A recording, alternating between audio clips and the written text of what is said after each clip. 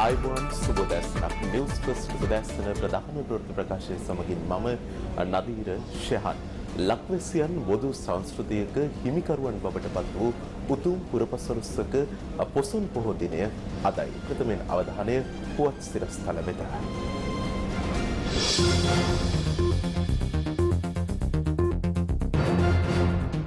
පොසොන් පුරපසළොස්වක පොහෝ දිනය අදයි. ජාතික පොසොන් උත්සවය මෙවරත් නුරාධපුරය මිහින්තලය කේන්ද්‍ර කර ගනිමින් පවතින වසංගත තත්ත්වයේ හේතුවෙන් පොසොන් පොහෝ දින පින්කම් නිවෙස්වලට වී සිදු කරන්නැයි මහා සංඝරත්නයෙන් ඉල්ලීම්.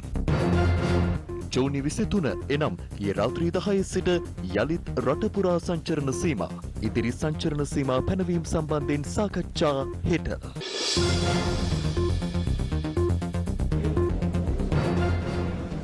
නිර්මල බුදුදහම රැගෙන මිහිඳු මහ රහතන් වහන්සේ ලක්දිවට වැඩම කළ පොසොන්පුර පසළොස්වක පොහෝ දිනය සිහිපත් කරන මෙවර පොසොන්පුර පසළොස්වක පොහෝ දිනය අදයි. නමුත් අපිට වෙනදා වගේ බෞද්ධයින් විදිහට පොසොන් පොහොය මෙවර සමරන්න වෙන්නේ නැහැ. රටේ සහ ගෝලීයව තියෙන කොරෝනා වසංගත තත්ත්වය හේතු කොටගෙන.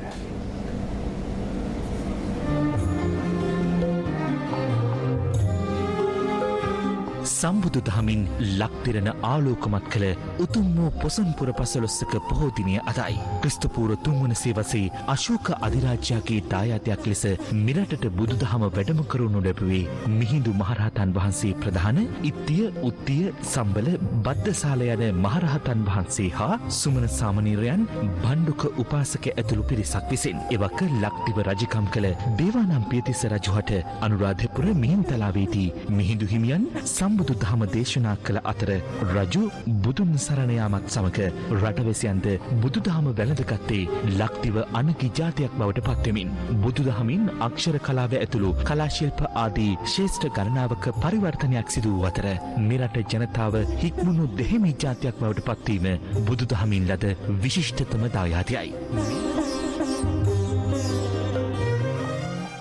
උතුම් වූ පොසොන් පෝය වෙනුවෙන් යහපත් සිතුවිල්ලක් උපදවා ගැනීම ලක්වැසි ලෝවැසි සියලු දෙනාට වැඩදායක වන සත්කාරයන් සැලසුම් කිරීම ඒවා ක්‍රියාත්මක කිරීම පොසොන් පෝය වෙනුවෙන් පමණක් නොව මේ කාලයේ හැටියටද ඊටාම වැදගත්.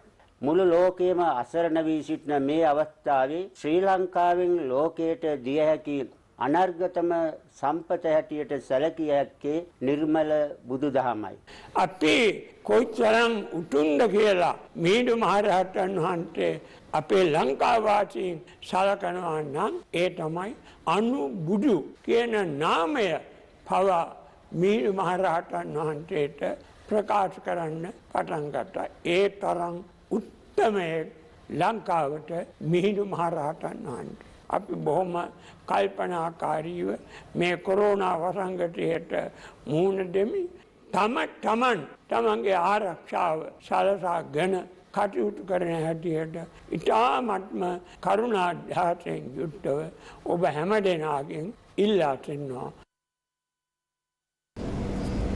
එලෙස පොසොන්පුර පසළොස්වක පොහෝ පිළිබඳව අදහස් දැක්වුවේ අතිපූජ්‍ය වෙඬරුවේ උපාලි හිමියන් සහ සියම්නිකායේ මල්වතු පරිශ්‍රයේ අනුනායක අතිපූජ්‍ය දිඹුල් කුඹරේ විමල ධම්ම හිමියන්. මෙවර පොසොන් පොහොය නිමිත්තෙන් ජනාධිපතිතුමායි වගේම අග්‍රාමාත්‍යතුමා ඇතුළු කිහිප දෙනෙක්ම පණිවිඩ නිකුත් කර තිබෙනවා. අප සූදානම් ඒ වෙත යොමු වන්න.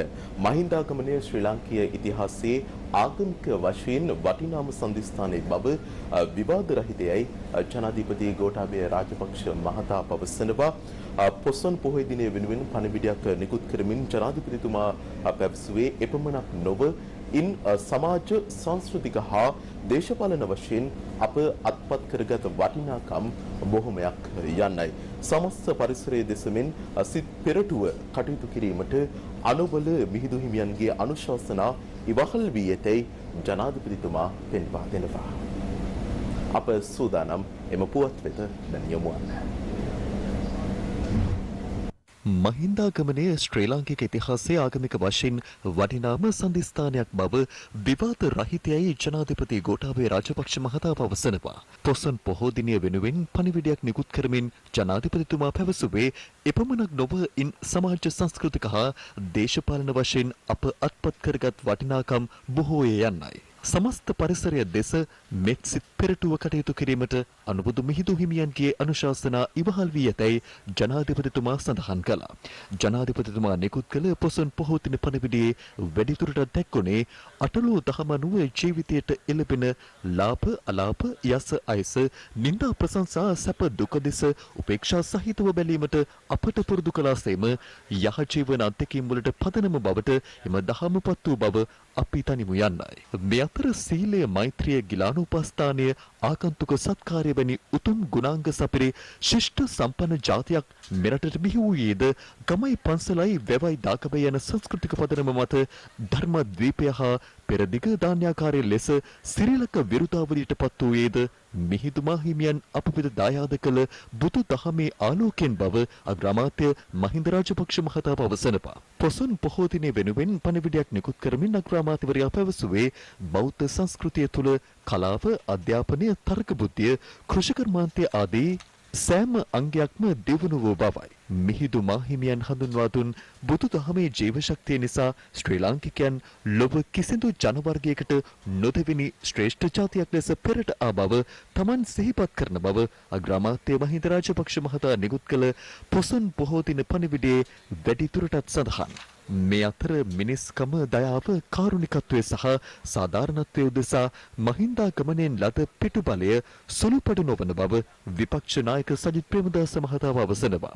පොසොන් පොහෝ දිනය වෙනුවෙන් පණිවිඩයක් නිකුත් කරමින් සජිත් ප්‍රේමදාස මහතා පැවසුවේ සෝබා දහම සමග සබැඳි ශ්‍රේෂ්ඨ වූ ධර්මයක ආශාවතය අපේ රටට ලැබුණේ මහින්දාගමනය තුළින් බවයි.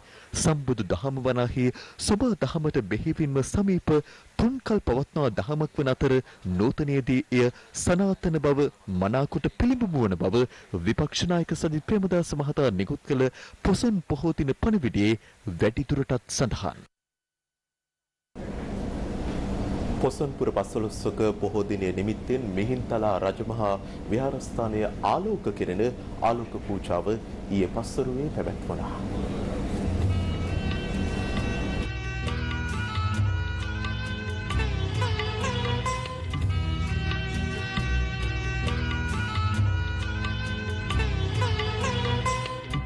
විශේෂයෙන්ම වෙනදා පොසොන් මහා පින්කම කියලා කියන්නේ සැනකෙළි ස්වභාවයක් ගන්න.